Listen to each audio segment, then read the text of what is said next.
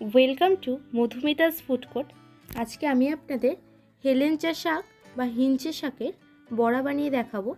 আমি এখানে হিঞ্চে শাক নিয়ে নিয়েছি। এরপরে এর পাতাগুলো আমি নিয়ে নিচ্ছি নিচের দিকে। এরপরে উপর থেকে ডগাটা আমি কেটে নিয়ে নিলাম।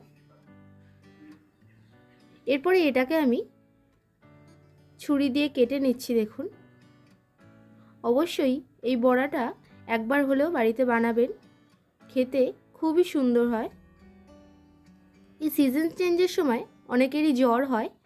জ্বর থেকে ওঠার পরে মুখে রুচি চলে যায় বা খিদে কমে যায়, তখন এই হিঞ্চে শাকের বড়া বা হিঞ্চে শাক দিয়ে মাছ দিয়ে ঝোল সবই আপনারা খেতে পারেন।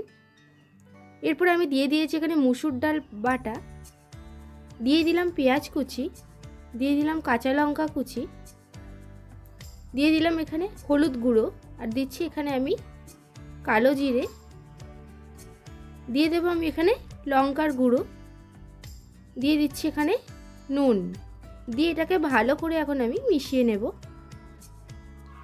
মুসুর ডালের পরিমাণটা একটু বেশি দেবেন, কারণ মুসুর ডালটাই এটাকে বাইন্ডিং করতে সাহায্য করবে।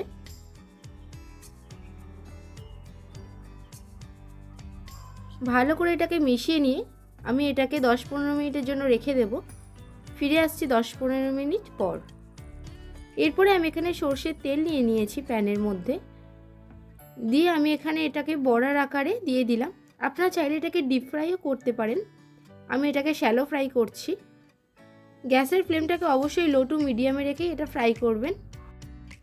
এই হেলেঞ্চা শাক নিয়ম করে খেলে এটা রক্তে হিমোগ্লোবিনের পরিমাণ বাড়ায়, ব্রঙ্কাইটিসের মতো রোগ প্রতিরোধেও এটা সাহায্য করে এবং এই গরমের সময় চর্মরোগের হাত থেকে আমাদের বাঁচায়।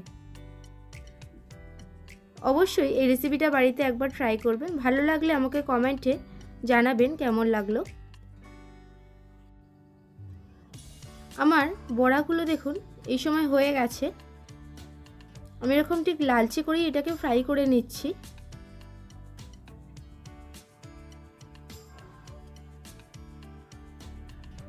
সবাইকে বাড়িতে বানানোর জন্য এটা রিকোয়েস্ট রইল। আমার চ্যানেলটিকে লাইক, শেয়ার এবং সাবস্ক্রাইব করে আমার পাশে থাকতে ভুলবেন না।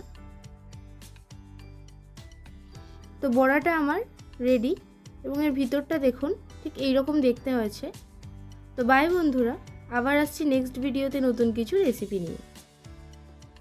ভালো থাকবেন, সুস্থ থাকবেন, ধন্যবাদ।